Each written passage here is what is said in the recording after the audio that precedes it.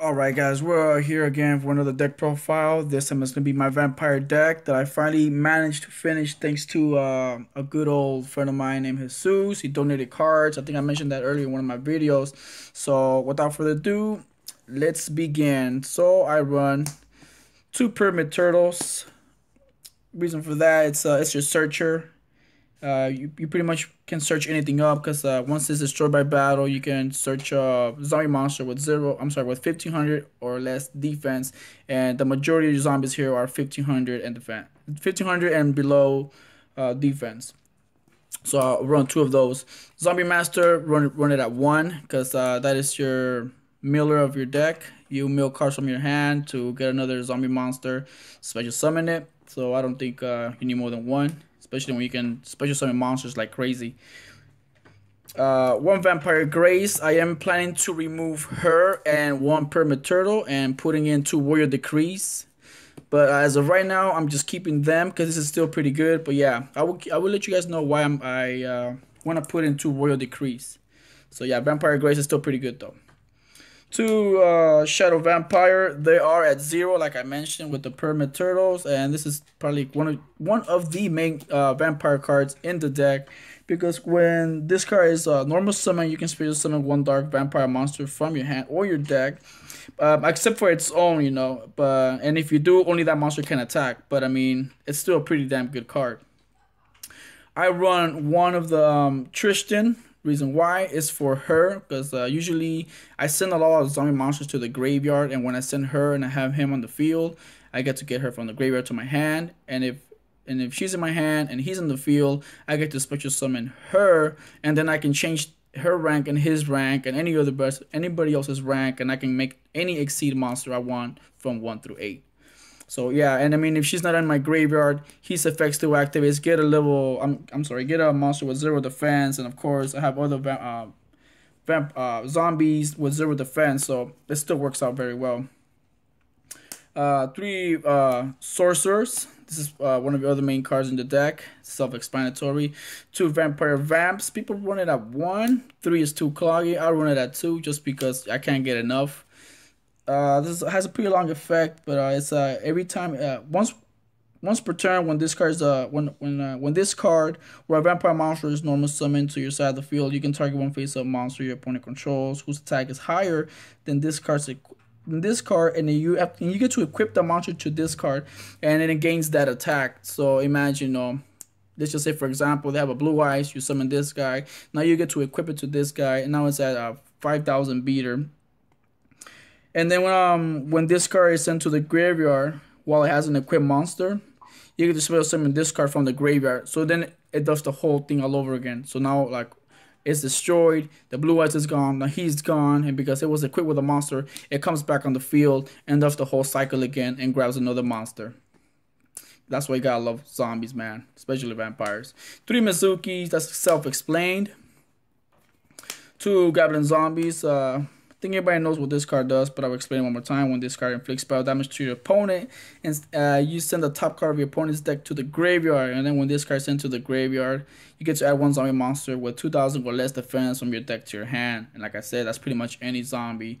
And since most of this deck does involve sending cards from your opponent's deck to the graveyard, there's some other cards here, my spells, that would I will explain that later on. Unizombie is your main. You must have Unizombie in your deck if you have a zombie deck, especially vampires, because this is the card that mills cards from your hand and or deck, like your vampires, your zombies, and start making your plays. And it's a tuner too, so it's a really beneficial card. And people run it at 2, but I like to run 3 Vampire Dukes. Yeah, when this card is normal summon, you can target one dark vampire monster in your graveyard, special summon it in face of defense position, of course. But when this card is special summon, you can declare one card type monster like spell trap or monster effect, and then your opponent has to mill that from their deck. So, like I said, and then go for your rank 5 plays and so on. You know, you can always special summon this. When you normal summon this guy, you get to special summon this guy from the graveyard. So it's just it's a lot of chains here. That's why I like this vampire deck. Alright, moving on to the spells. 3 Vampire Kingdoms. This card is your main card in the deck as far as the field card, because every time there's a card effect that activates that your opponent has to this mill a card from their deck to the graveyard. You get to target a card on the field and target one of your vampires from your deck, send it to the graveyard, and then you get to pop a card. And since most of your deck is involves your opponent discarding a card from their deck, sending a card from their deck to the graveyard, it's always going to activate. You're always going to be popping cards. So we got people run 2. I run 3 Book of Lives. I think 3 Book of Lives. It's a Monster Reborn. Why would you run 2 Monster Reborns? You know, to me, it never clogs up. It has never clogged me up. So I run 3 Monster Reborns for zombies, of course. Galaxy Cyclones. I am replacing these, like I said, for Twin Twisters, just because I feel like Twin Twisters are more effective, especially because you want to discard cards from your hand as far as your vampires. So. Yeah, and this is, I feel like it's like just a bit slow, but it's not so bad though. If you don't have Twin Twisters, this is pretty good. But yeah, I'm gonna replace this for Twin Twisters. 1 Stormforth, of course, self-explained, and 1 Foolish Burial, self-explained. Alright, going down to my traps. I did mention earlier that I wanted to run some Royal Decrees, and my traps are very minimum. 1 Call the Haunted. You always want to bring back your zombies, of course. 2 Vampire Takeovers. I feel like 2 might be even a lot, just because I've never even had a chance to activate this. Like it's almost never when I get to activate it. So I might just keep 1 and get a terraforming. So yeah, and then so I might take one of these, and that's when I'll put in the Royal Decree or something. 1 Fiendish Chain. I'm thinking of putting the other one, the new one that came out. I forgot the name of it, but it's like a Fiendish Chain. 1 Quicken Mirror Force and 1 Solemn Warning. So I mean, those are all self-explained. Everybody knows what those cards do. Okay, moving on to the extra deck. 2 Dark Rebellion. This is like probably one of the best cards in the deck. I use this so much, and it's a really good card. It's easy to summon, easy to exceed. You can even do more than 1 in 1 play. So I wish I had a 3rd one. Castell. It's the same thing. It's easy to pop out if it's as easy as taking this guy out. So depending on my situation, I will either go to Castell or Dark Rebellion. My Tyrus. I keep 1 just because if I do bring him out, chances are I will not take out another one because shit's gonna go down. I got 1 Armades. Might take him out, don't know, but it has helped me out. I feel like there are better plays. 2 Crimson Knight Vampire Bram. That's your best zombie exceed. That's one of the best ones. It keeps coming back, and it takes away your opponent's cards from their graveyard.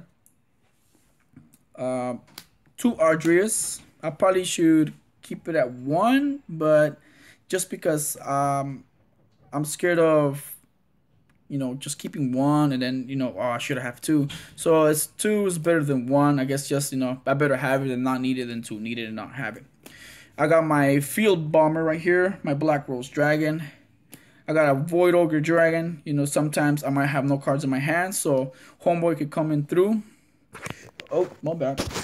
1 Shiranui Shogus. 1 Shiranui. It's easy to say it that way. What does this card do again? I know I had it here for a reason. If this card is special summon, you can banish 1 zombie type monster from your graveyard. This card gains attack equal to the banished monster's original attack until the end of this turn. If this card on the field is destroyed by battle or card effect and sent to the graveyard, you can target one of your banished zombie type monsters with 0 defense, return it to the graveyard. You can only spell some. It's actually not as good as I thought. I am going to remove it. I might get the other Shiranui instead. Forgot what's the name of it, but yeah, but the other one is you get to bring back monsters that were banished. I don't know if it's to the graveyard. I believe it's to the graveyard, which is a lot better. But yeah, I mean, this one I guess it's just to finish up my 15 extra deck cards here. 1 Crimson Blader, that's self-explanatory, everybody knows what that is, and 1 Stardust Dragon Spark. this is my deck. I want to thank again Jesus for helping me out with that. I want to thank everybody else for watching my videos, liking my videos, subscribing, and purchasing cards that I have in my trade and sell binder. This is my vampire deck. I love it. It's a fun deck and it's an awesome deck to kick ass with. I will be making another video next week, and until next time, and thanks for watching, guys.